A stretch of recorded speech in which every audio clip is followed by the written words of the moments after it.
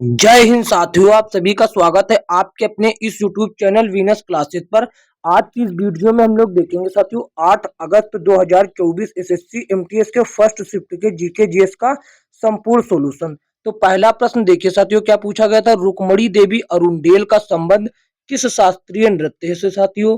तो देखिए रुक्मणी देवी अरुणडेल का संबंध साथियों भारतनाट्यम से। किससे? भारतनाट्यम से, जो कि साथियों कहाँ का है, जो कि तमिलनाडु का साथियों शास्त्रीय नृत्य है। ये तमिलनाडु का शास्त्रीय नृत्य है साथियों। और देखते हैं साथियों भारतनाट्यम से संबंधित और जो नर्तक और नर्तकी हैं साथियों, देखिए पद्मा सुब्रमण्यम, अलारमेल वल्ली, यामिनी कृष्ण मूर्ति, मृणाली साराभाई और सोनल मानसिंह, बैजंती माला, मीनाक्षी सुंदरम पिल्लई, ये सभी साथियों जो हैं तमिलनाडु के भारतनाट्यम से संबंधित हैं। देखते हैं अगला प्रश्न क्या पूछा गया था। अगला प्रश्न साथियों ये पूछा गया था, देखिए गीत गोविंद के लेखक कौन है। गीत गोविंद के लेखक साथियों जो हो जाते हैं, ये हो जाते हैं जयदेव जी। कौन? जयदेव। और अभिज्ञान शकुंतलम के लेखक कालिदास जी हैं। और अर्थशास्त्र के लेखक साथियों कौटिल्य जी होते हैं। ये साथियों एक्स्ट्रा फैक्ट्स हो गए साथियों।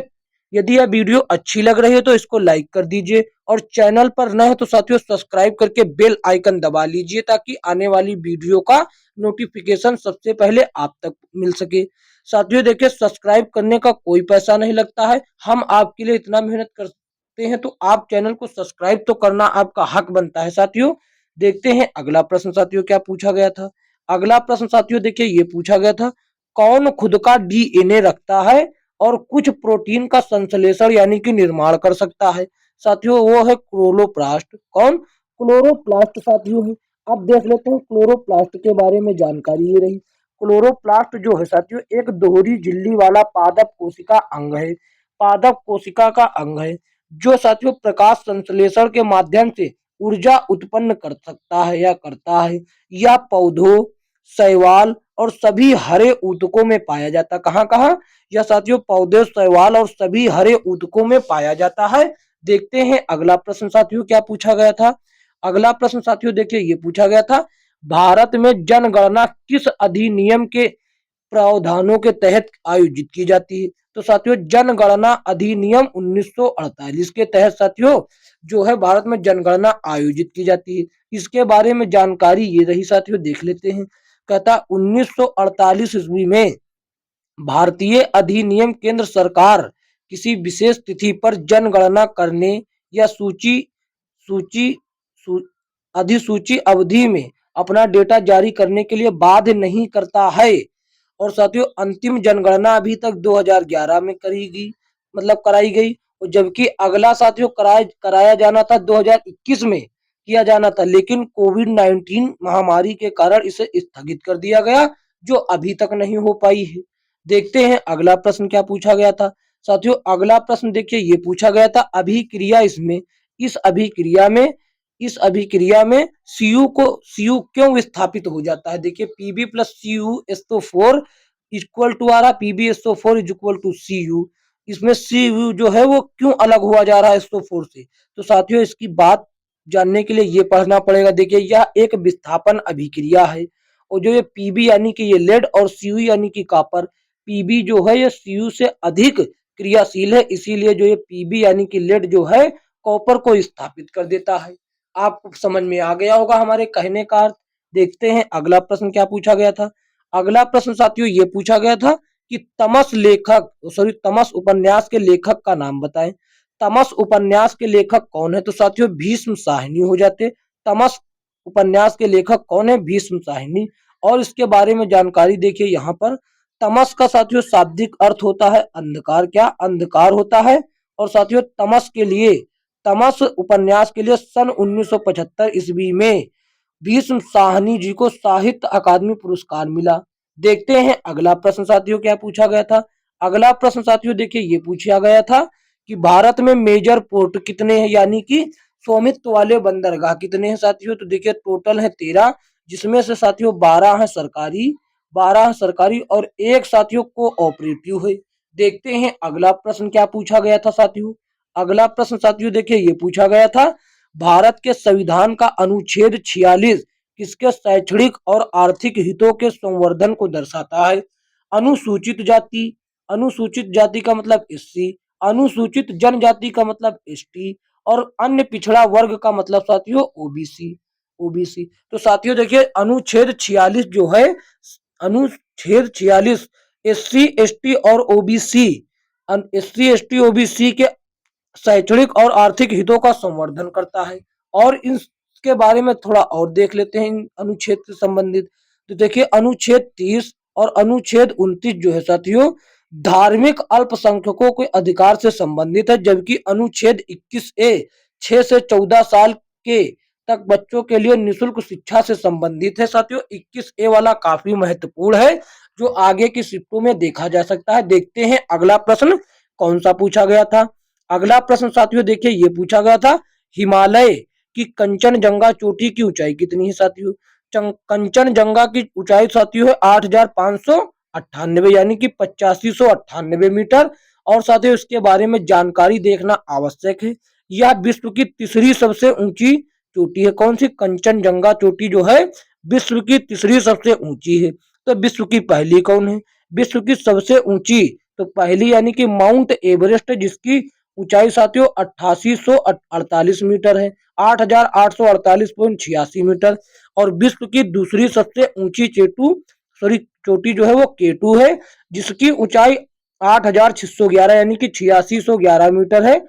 देखते हैं अगला प्रश्न साथियों क्या पूछा गया था। अगला प्रश्न साथियों देखिए ये पूछा गया था 8 अक्टूबर 2024 को एसएससी एमटीएस के फर्स्ट शिफ्ट में। तो देखिए साथियों ललित कला अकादमी राष्ट्रीय पुरस्कार 2023 किसे दिया गया? तो साथियों ये पवन कुमार को दिया गया, उनका नाम पवन कुमार है। तो इससे संबंधित देख लेते हैं जानकारी। यह पुरस्कार साथियों कला के क्षेत्र में दिया जाता है। ललित कला अकादमी राष्ट्रीय पुरस्कार की शुरुआत सन 1955 ईस्वी में हुई। और साथियों सबसे पहले ललित कला अकादमी राष्ट्रीय पुरस्कार 1955 ईस्वी में जैमिनी राय को दिया गया। साथियों देखते हैं अगला प्रश्न क्या पूछा गया था साथियों। अगला प्रश्न साथियों देखिए ये पूछा गया था कि मौर्य वंश के पतन के बाद, मौर्य वंश के पतन के बाद किस वंश ने मगध पर शासन किया? तो साथियों मौर्य वंश के पतन के बाद शुंग वंश ने मगध पर शासन किया। इसके बारे में जानकारी देखना आवश्यक है। देखिए ये रही जानकारी। शुंग वंश का संस्थापक पुष्यमित्र शुंग था। कौन?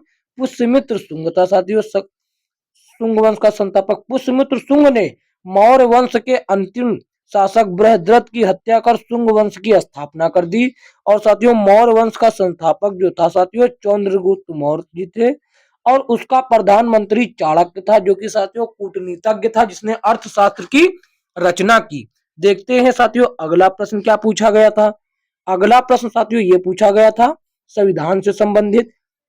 भारत के संविधान के किस अनुच्छेद में भारत के अटॉर्नी जनरल को संसद के किसी भी सदन में बोलने और कार्यवाही में भाग लेने का अधिकार होगा? अनुच्छेद 88 में ये साथियों बात कहा गया कि अटॉर्नी जनरल को, भारत के अटॉर्नी जनरल को संसद के किसी भी सदन में बोलने और कार्यवाही में भाग लेने का अधिकार होगा। देखते हैं अगला प्रश्न साथियों कौन सा पूछा गया था। अगला प्रश्न साथियों ये पूछा गया था कि साइकिल दौड़ में पेलोटोन का क्या अर्थ होता है या फिर इसका क्या मतलब होता है? तो देखिए साइकिल दौड़ में पेलोटोन का साथियों अर्थ इतना ही होता है, साइकिल सवारों को समूह को दर्शाता है। साइकिल दौड़ में पेलोटोन जो है साइकिल सवारों को समूह को दर्शाते हैं, यानी कि साइकिल रेसर जो हैं, यानी कि जितने साइकिल धावक जो हैं उनके समूह को दर्शाता है, उसी को पेलोटोन कहा जाता है या फिर उनके समूह को। देखते हैं अगला प्रश्न क्या पूछा गया था। अगला प्रश्न साथियों बहुत ही बेहतरीन था। स्वच्छ भारत अभियान किस महापुरुष की जयंती पर शुरू किया गया था? तो साथियों महात्मा गांधी की जयंती पर, वो भी कौन सी 145वीं जयंती पर शुरू किया गया था। देखिए ये रही साथियों जानकारी। साथियों देखिए स्वच्छ भारत अभियान महात्मा गांधी की 145वीं जयंती पर शुरू किया गया था। इसकी शुरुआत 2 अक्टूबर 2014 में प्रधानमंत्री नरेंद्र मोदी द्वारा की गई थी। देखते हैं अगला प्रश्न कौन पूछा गया था। अगला प्रश्न साथियों देखिए ये पूछा गया था 2011 की जनगणना के अनुसार भारत के किस राज्य में हिंदू आबादी सबसे अधिक है साथियों? तो देखिए हिमाचल प्रदेश में 2011 की जनगणना के अनुसार हिमाचल प्रदेश में सर्वाधिक हिंदू आबादी है। कितनी साथियों? 95.17 साथियों, 95.17 जो है % हिंदू आबादी हिमाचल प्रदेश में राज करती है। तो देखिए सॉरी निवास करती है। तो देखिए यहाँ पर 2011 की जनगणना के अनुसार हिमाचल प्रदेश राज्य में सबसे अधिक हिंदू आबादी 95.17 और सबसे कम मिजोरम राज्य में हिंदू आबादी जो कि साथियों 2.75%। बात करें केंद्र शासित प्रदेश की बात करें तो दादर नागर हवेली में सबसे ज्यादा हिंदू आबादी 93.93% निवास करती है और लक्षद्वीप में साथियों सबसे कम 2.77%। देखते हैं अगला प्रश्न साथियों क्या पूछा गया था। अगला प्रश्न साथियों देखिए ये है साथियों, अगला प्रश्न ये एक साथ एक दिन एक घंटा, एक साथ एक दिन एक घंटा अभियान किससे संबंधित है साथियों। ये महात्मा गांधी से यह भी अभियान संबंधित है, महात्मा गांधी से साथियों संबंधित है। इसके बारे में जानकारी केवल इतनी है, यहाँ पर अभियान लिखा जाना था। अब यह अभियान साथियों, यह अभियान जो है साथियों, इस अभियान की शुरुआत गांधी जयंती के एक दिन पहले चलाया गया था। यह अभियान 2023 में गांधी जयंती के एक दिन पहले चलाया गया था साथियों। साथियों ये था अंतिम प्रश्न। यदि यह वीडियो अच्छा लगा है तो इसे लाइक कर दीजिए और अपने दोस्तों में साथियों शेयर जरूर कीजिए और चैनल पर नए हैं तो साथियों सब्सक्राइब करके बेल आइकन दबा लीजिए ताकि आने वाली वीडियो का नोटिफिकेशन सबसे पहले आप तक पहुंचे। साथियों हम लगातार एसएससी एमटीएस का एनालिसिस करवा रहे हैं साथियों, लगातार एसएससी एमटीएस का एनालिसिस करवा रहे हैं, इसीलिए चैनल को सब्सक्राइब जरूर कर दीजिए साथियों। मिलेंगे किसी अन्य वीडियो में, तब तक के लिए जय हिंद जय भारत।